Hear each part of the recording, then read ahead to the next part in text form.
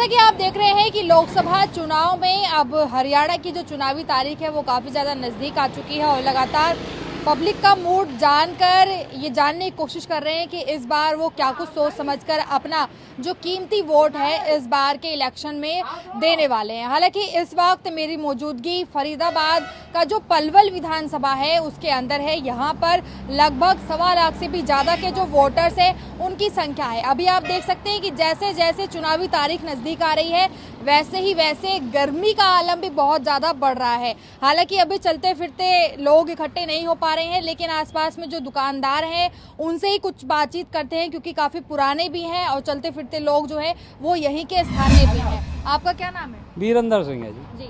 वीरेंद्र जी, अब हरियाणा की भी चुनावी तारीख नज़दीक आ गई है, अब वोट डालने आप जाएंगे, अभी तक क्या कुछ चर्चा है? चर्चा दोनों पक्षों की है, बीजेपी और कांग्रेस का माहौल है, दोनों में बराबर टक्कर है और वोट डालने जाएंगे, बाकी वहाँ पे जब पता पड़ेगी। तो इस बार कैसे उम्मीदवार ज़्यादा पसंद कर रहे हैं या केंद्र के स्तर पर देख रहे हैं वोट का? वहाँ पे कैंडिडेट पे ज़्यादा निर्भर है, कैंडिडेट पे ज़्यादा निर्भर है और दोनों कैंडिडेट हमारे जो लोकसभा के हैं दोनों ही अच्छी कैंडिडेट है। लेकिन यहाँ पे थोड़ा सा जो पलवल साइड जो हमारी ये है 12-13 लाख वोट है, जब से सुभाष चौधरी महेंद्र प्रताप सिंह के साथ मिले हैं जब से काफ़ी प्रभाव यहाँ से भारी पल्ला महेंद्र प्रताप जी का हो गया है। हाँ जी। और जो दूसरे दावेदार हैं दूसरे दावेदार है, टक्कर वो भी लेके चल रही है जो कृष्ण पाल जी हैं। हाँ, खासियत क्या रही है पहले? काम कर रही है, विकास किया है, बड़ा स्टेट है। अब ये लगाओ जिसके 4 बच्चे होते हैं 10 बच्चे होते हैं और किसी पे 1 बच्चा, एक का तो पालन पोषण हो जाता है, 10 में तो टाइम लगता है, विकास करते हैं।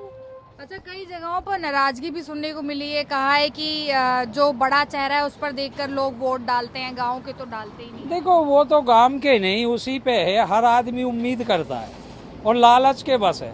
सब दरोगा नहीं बढ़ते, सब पीएम नहीं होते, सब वो नहीं होते।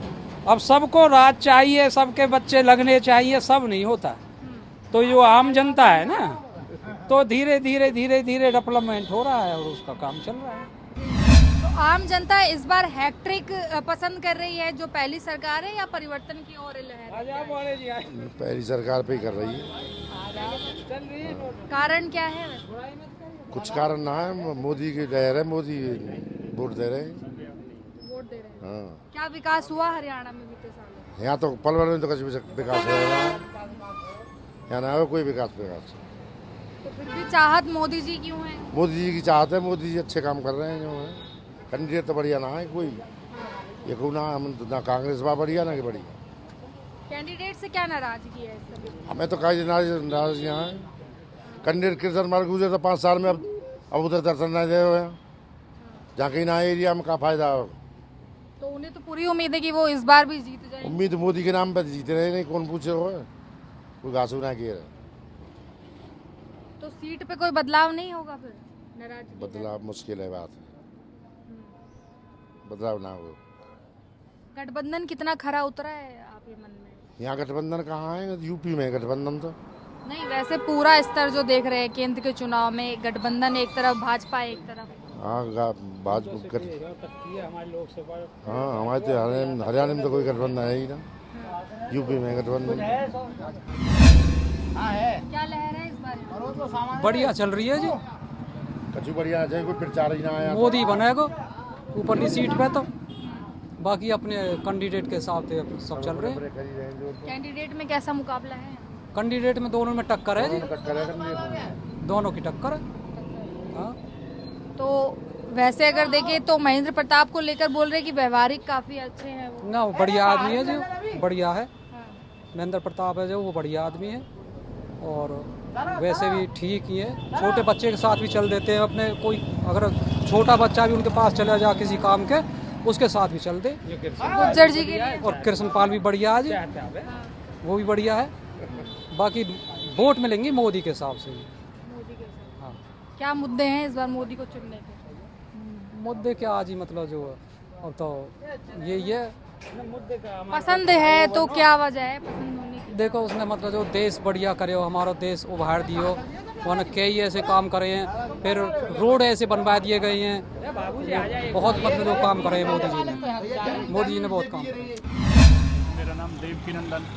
जी, ये कह रहे हैं कि मोदी जी विकास कर रहे हैं, पर पलवल में तो कोई विकास नहीं हुआ। सभी जगह विकास है मैम, पूरे देश में विकास है। विकास को कई मायनों में देखा जाता है, निखालस एक दो तरफ से ही थोड़े होगा। देश में शिक्षा का भी स्तर ऊंचा हो रहा है हर स्टेट में, और करप्शन पे भी लगाम लगी हुई है हर स्टेट के अंदर।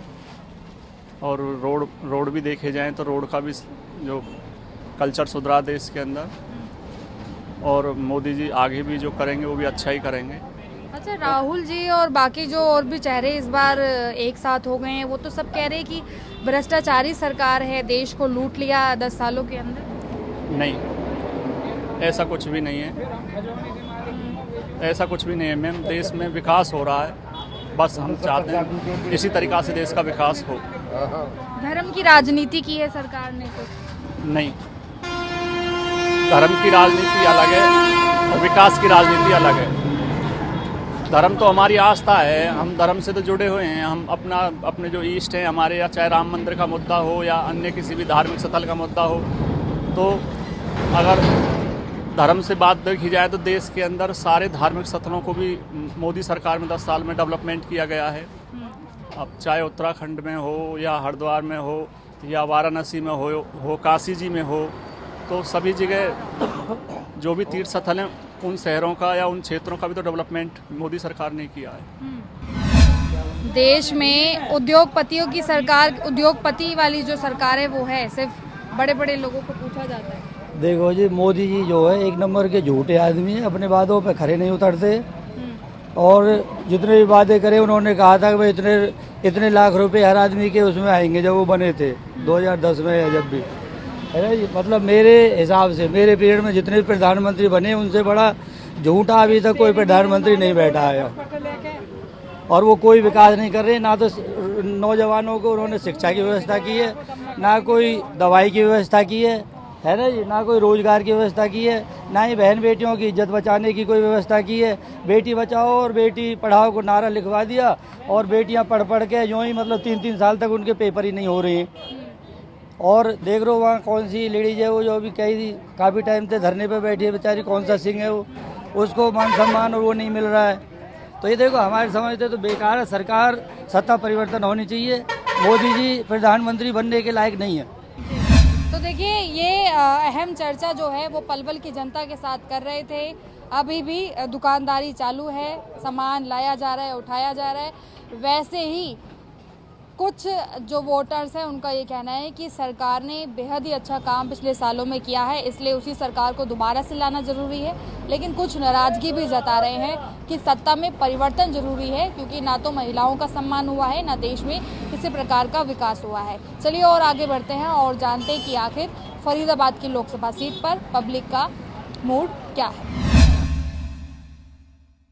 तो इस वक्त पब्लिक का मूड जानते जानते थोड़ी और दूरी पर आगे आ चुके हैं। अभी मैं इस वक्त न्यू कॉलोनी आगरा चौक पर हूं। आपको बता दूं कि पलवल का ही ये एक क्षेत्र है। अब दोपहर के समय में आप देख भी सकते हैं, हालांकि चर्चा खुद पे खुद पहले से ही यहाँ पर हो रही थी कि आखिर इस बार के चुनाव में जो वोट है वो किस ओर जाएगा और किस ओर जाना भी चाहिए। कुछ अपनी अपनी सहमति जता रहे हैं, कुछ चर्चा भी कर रहे हैं, लेकिन इस पब्लिक के मूड में आखिर हम भी जुड़ते हैं और ये जानने की कोशिश करते हैं कि इनके मूड में इस वक्त इस चुनाव को लेकर क्या चल रहा है, यहाँ पर किस तरीके की लहर है और इस बार लोकसभा चुनाव में क्या पसंद हो रही है। बीजेपी की लहर है जी यहाँ तो। मैडम कांग्रेस की ना, बीजेपी है, कांग्रेस की। कोई बात नहीं, आप आपस में पहले बाद में बताइएगा। अभी आपने कहा कि बीजेपी की लहर है, हाँ जी। कारण क्या है बीजेपी की लहर? अगर हम अच्छी लगती है जी, बस इतनी कारण है, हम तो इतनी बात कहेंगे। हमें ज़्यादातर अच्छी लगती है, मोदी बहुत अच्छा लगता है हमें। बीजेपी ही अच्छी लगती है या सिर्फ मोदी जी ही अच्छे लगते हैं? मोदी जी अच्छे लगते हैं, बीजेपी अच्छी लगती है। मोदी जी के कोई देते हैं ज़्यादातर वोट। मोदी जी तो क्या अच्छा लगता है मोदी जी में? अब मैं क्या बताऊँ आपको उनका काम अच्छा लगता है। हाँ ठीक है, उनका काम जो कर रहे हैं आजकल सबके लिए वो अच्छा लगता है। मुकाबला किसके साथ होगा? सामने कोई है ही नहीं, कांग्रेस का तो कहीं जनाधार ही नहीं है मैम, चारों तरफ बीजेपी की लहर है। अब की बार 400 पार। लेकिन इतना बड़ा गठबंधन बना है तो कुछ तो काटेगा ही। गठबंधन नहीं है, ठगबंधन है। गठबंधन नहीं है, ठगबंधन है। चारों तरफ चोर है। अभी देखा था अखिलेश पे जूते पड़ रहे हुए थे, अभी जूते पड़े हुए थे, जूते पड़ रहे थे। चारों तरफ हाहाकार मचा हुआ है। विपक्ष का तो काम है। बाकी अब की बार 400 पार। लेकिन गठबंधन बना के तो ये कह दिया ना कि एक ही पार्टी ने इतना तानाशाही करी कि मजबूर हो गए कि हम एक साथ मिल जाएं और देश को थोड़ी राहत इससे मिले। मैम क्या तानाशाही है? किसको परेशान किया है? गुंडों को, चोरों को, जिन्होंने आतंक मचाया हुआ था यूपी के अंदर, उनको योगी जी ने बिलों में घुसा दिया। और जो बिल से बाहर निकले काटने के लिए, जो लोगों को परेशान करते थे, माफिया थे, भूत अस्कर थे, वो सब उनके साथ तो होना ही था। ये हरियाणा में जमीनों को लेकर क्या है? यहाँ पर भी भूमाफिया, यहाँ पे भी भूमाफिया हुआ कांग्रेस राज में। कांग्रेस राज में पूरा मेवात सब बाड्रा की तरफ चला गया, सब दामाद जी को दे दिया। तो आपको कांग्रेस जो है वो मजबूत नहीं लग रही? कहीं भी नहीं है मैम, कहीं भी। ये तो चमचे हैं जो हैं, यहाँ चमचों का सिस्टम नहीं है। यहाँ तो मोदी जी के दीवाने, मोदी जी के कार्य हैं ना जो, उनकी कोई परेशान नहीं है। कांग्रेस का वादा है इस बार महालक्ष्मी योजना, 1 लाख रुपए, और महंगाई का स्तर कम करना, गैस सिलेंडर के दामों को 500 से भी नीचे रखना। कहाँ से देंगे 1 लाख रुपए पर व्यक्ति जो दे रहे हैं, राहुल जी कह रहे हैं, कहाँ से देंगे हैं? सिलेंडर क्या था? सिलेंडर कांग्रेस राज में कम था क्या? एक साथ ही वही बीजेपी आने से ही हुआ है ये 900 कुछ रुपए का। तो सरकार का कहना है ना कि जनता का पैसा है, जनता के बीच जाएगा। ये सरकार तो जनता का पैसा बड़े बड़े उद्योगपतियों को दे दे। पहले से नहीं था कि नेहरू जी की सिगरेट इंदौर से आती थी और उनके विदेशों में सूट सिलते थे। आज एक ही वो है, बस मोदी जी करते कैसे पहनते हैं, मोदी जी कुर्से कैसे ये तो पहनते हैं। व्यक्तिगत शौक है ना इसमें। तो फिर अपने अपने शौक है ना ये तो। लेकिन वो पैसा वो कहाँ से आता था? आप ये लगा लो, हमारा पैसा हमें ही मिलेगा। अब भी बोलते हैं राशन मिल रहा है, हमारा पैसा हमें ही मिल रहा है। अरे गरीबों को शिक्षा मुफ्त में मिल रही है। बस हम तो यही चाहते हैं किसी भी सरकार से। बाकी अच्छा हो रहा है। देखो राफेल में ले लो, धारा 370 में ले लो, या कोई भी इशू उठा लो, ठीक है, हर तरफ बीजेपी की जय जयकार है। अभिनंदन को हम पाकिस्तान से जिंदा वापस बुलाया तो वो केवल मोदी जी कर सकते थे और कोई नहीं कर सकता था। सहमत है इनकी बातों से? सीमा से अगर कोई आता है? नहीं है जिनकी बातों से, सहमत नहीं है? नहीं, बिल्कुल नहीं। कांग्रेस आएगी अब की बार, चौधरी महेंद्र प्रताप आएंगे। इन्होंने कोई काम ही नहीं करा। ये झूठ के वादे करते हैं सारे, झूठ, सारे बातों में इनके में झूठ है शुरू से अब तक। बीजेपी वाले झूठ बोलते हैं और अब भी झूठ बोले। मैं धौलागढ़ गांव से हूँ। हमारा रास्ता 7 साल हो गए खुदे हुए, अब भी ऐसा ही कच्चा पड़ा है। पहले पक्का रोड था वे, और अब बिल्कुल कच्चा, आप उसमें से निकल नहीं सकते। इन्होंने ऐसी हालत कर रखी है। इन्होंने तो पिटारा खाम झूठ का पिटारा खोल रखा। कोई विकास नहीं है, कोई कुछ नहीं है इनके पास। तो राजा खराब है या नीचे के जो प्रहरी काम? ये दोनों ही खराब हैं। राजा भी खराब है और नीचे का कैंडिडेट भी खराब है। आज तक कोई कैंडिडेट नहीं आया, कभी कैंडिडेट कभी नहीं आया किसी के पास। ना कोई विकास करा, ना कुछ करा, नहीं किसी से मिला। इनके पास झूठ के सिवा, जातिवाद के सिवा, हिंदू मुसलमान के सिवा इनके पास कोई बात नहीं है। दूसरी बात, तो मोदी जी की जो जय जयकारे लग रहे अजी हैं, मोदी जी तो खुद जातिवाद कर रहा है। खुद उनको कह रहा है कि अब हिंदुओं का सारा सामान मुसलमानों को बांट दिया जाएगा। आज से पहले कभी 70 सालों में बटा था किसी को? दिया किसी ने? जिसका माल उसी के पास तो है। ये झूठ है, पब्लिक को अफवाह फैला रहा खामेखा की। ये सिर्फ जातिवाद है और कुछ नहीं है। इनके पास जातिवाद की राजनीति है। इनके पास विकास का कोई मुद्दा नहीं है। लेकिन सरकार तो ये कह रही है, विकास की बात ही नहीं करते कभी ये। हाँ, लेकिन सरकार तो ये कह रही है कि समय अब आ गया है कि जो भारत है उसकी विरासत को बचाना है। समय आ गया बदलाव का। अब की बार बदलाव होगा, 100% होगा। ये सरकार जाएगी और कांग्रेस सरकार आएगी। पसंद क्या है इस बार जनता की? हमें तो दोनों सरकार बुरी लगे हैं जी। हम तो चौटाला के आदमी हैं। हाँ जी। अब हमारी सरकार नहीं है तो हम क्या कहें। हम तो चोटाला के आदमी हैं जी। वोट तो करने जाएंगे ही ना इस बार, है जी, वोट तो देने जाएंगे। वोट तो देने जाएंगे ही, लेकिन अगर बुकिंग मुझे मिल गई तो नहीं जाऊंगा, जब तो नहीं जाऊंगा। अगर नहीं मिली तो चले जाएंगे जी, फिर तो ऐसा ही रहेगा, कहाँ देनी कहाँ नहीं देना, अभी कुछ नहीं करता।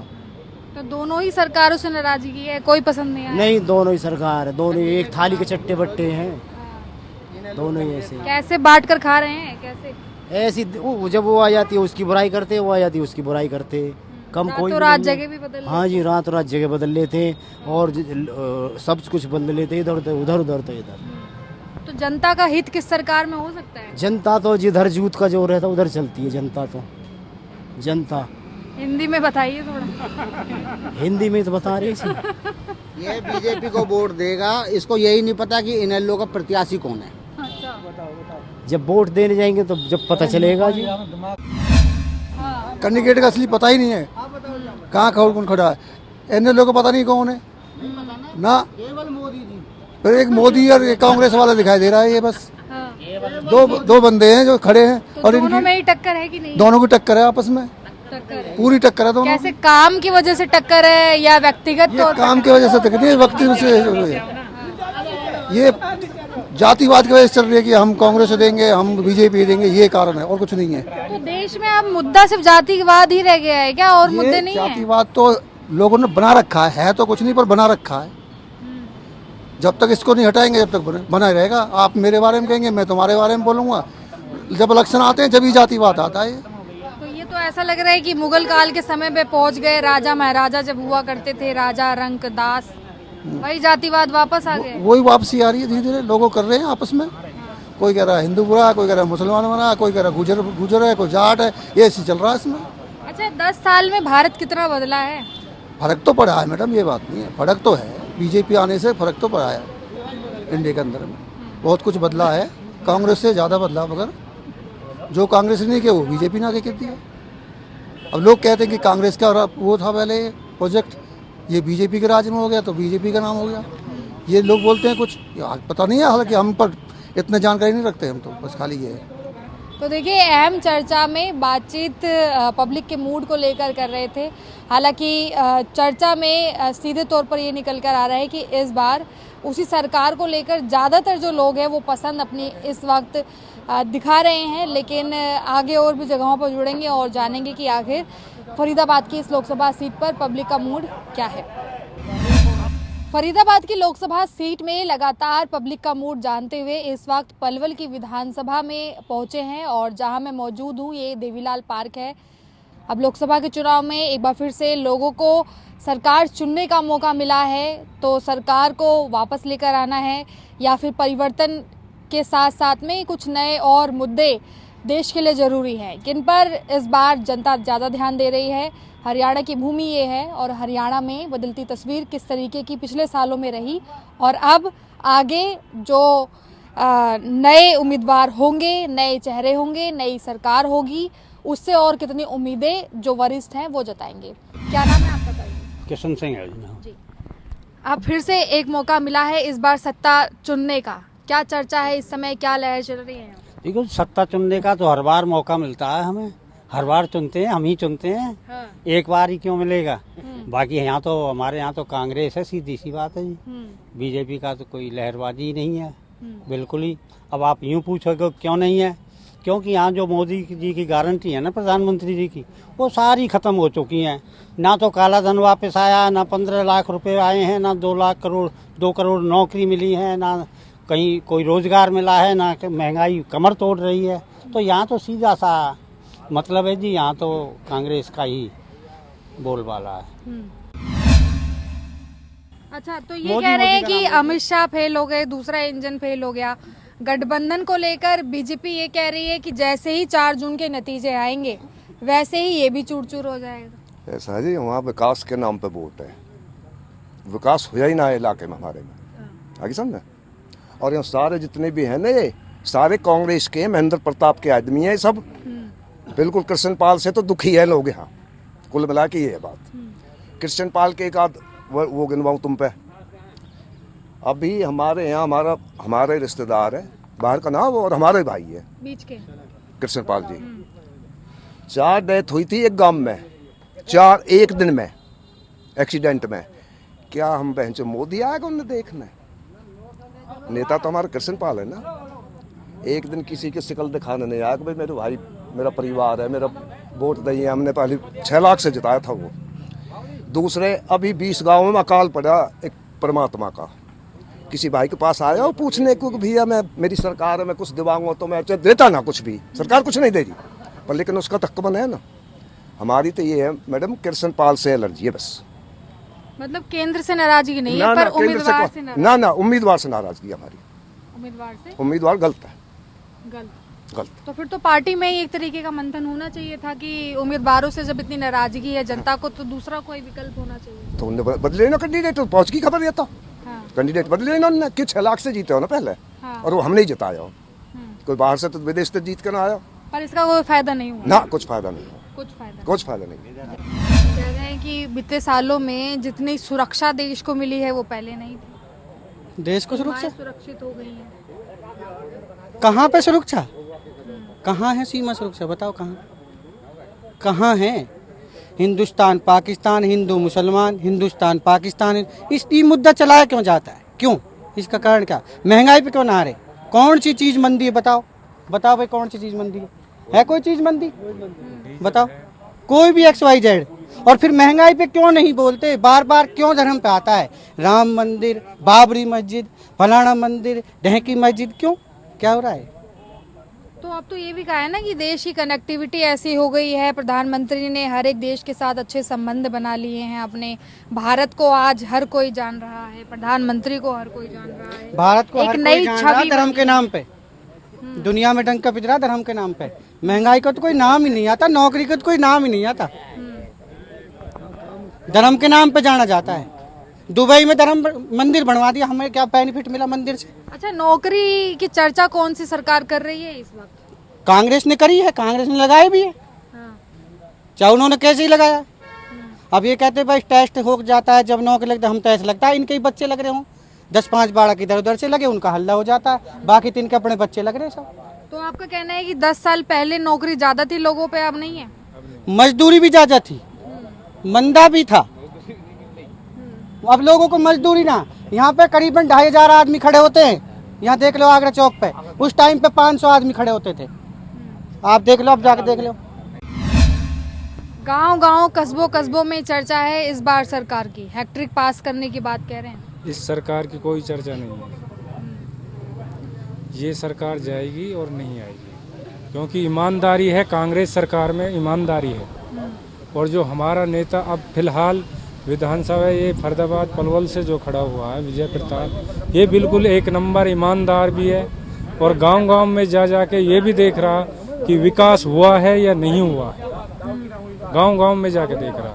18 तारीख को शायद मेरे हिसाब से औरंगाबाद आएगा और उसके बाद में होडल भी जाएगा, लेकिन उसकी सी रैली अभी तक किसी की नेता की नहीं निकली है हमारे सामने। ना ही कोई कृष्ण पाल गुर्जर की है, ना ही किसी और की निकली। कृष्ण पाल गुर्जर को तो ये लग रहा कि बीजेपी, यानी कि मेरे को वोट नहीं मिली है।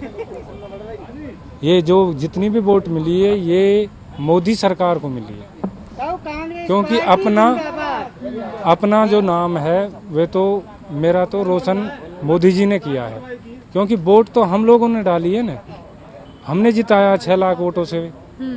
लेकिन मोदी जी यहाँ तो नहीं आए थे ना भाई, यहाँ आके भाई हम वोट मांगो, ये करो वो करो, उन्होंने तो नहीं मांगी ना वोट। ये तो जो भी वोट मांगी है ये तो अब फिलहाल की डेट में अभी तक कृष्ण पाल ने यहाँ पे कोई शिकल नहीं दिखाई है वोटों के लिए।